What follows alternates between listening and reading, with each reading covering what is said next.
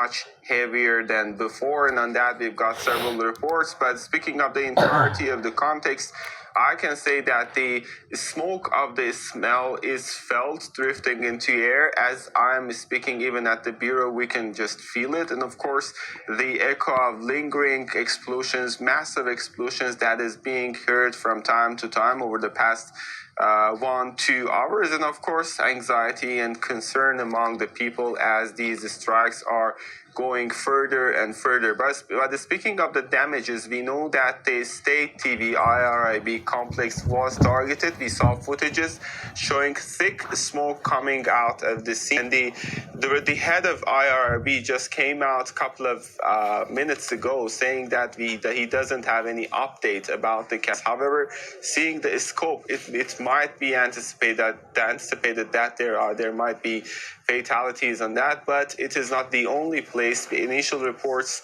said that at least 8 places were targeted in the Iranian capital, but more explosions happened after that. We know that the building of the Expediency Council, which is one of the most important political bodies of the Iranian political establishment, is said to be targeted.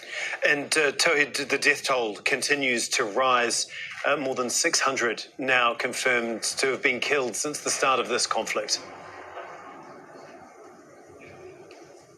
Well, actually, speaking of the casualties, both civilian and military, it's early to jump into any definitive conclusion, but one of the tragic scenes goes to the Minab, where an elementary school was targeted in the very initial parts of these strikes, and of course leaving more than 160 girl students killed. And that doesn't stop there. We have also reports from different sources.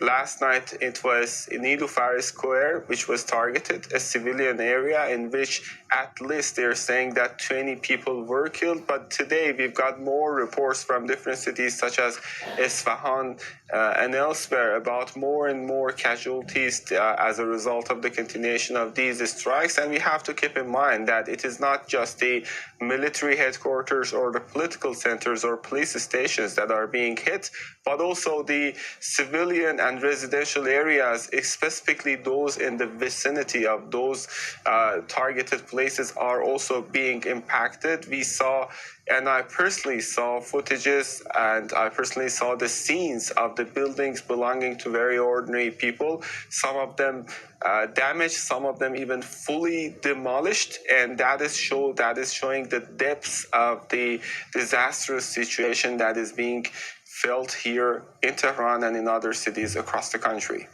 Okay, thanks so much, Tawhid, for all of that. Tawhid Asadi for us there in Tehran. Well, as we mentioned earlier, in Lebanon, Israel has carried out heavy airstrikes on Hezbollah-controlled suburbs of Beirut. There have also been Israeli strikes across southern Lebanon. The Israeli army says it hit more than 70 Hezbollah targets, including weapons storage facilities.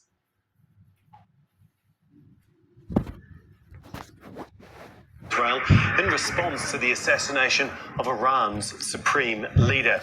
Well, Heidi Pett is live for us in Beirut. And Heidi, as we said, there's been more strikes there this evening. Can you just talk us through what, if any, damage we know that they've caused?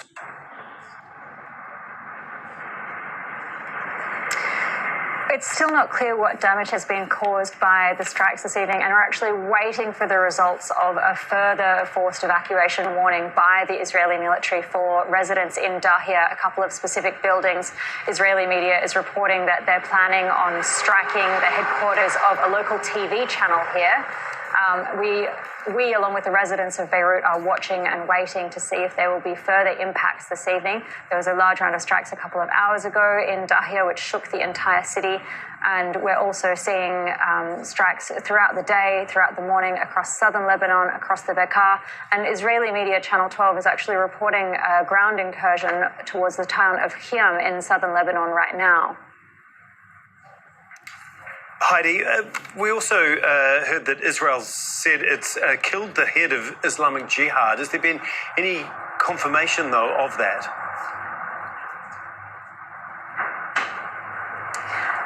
Not at this stage. What we have is the word of the Israeli military. They have made this announcement. They've said that they have killed the head of Islamic Jihad in a strike earlier on Monday on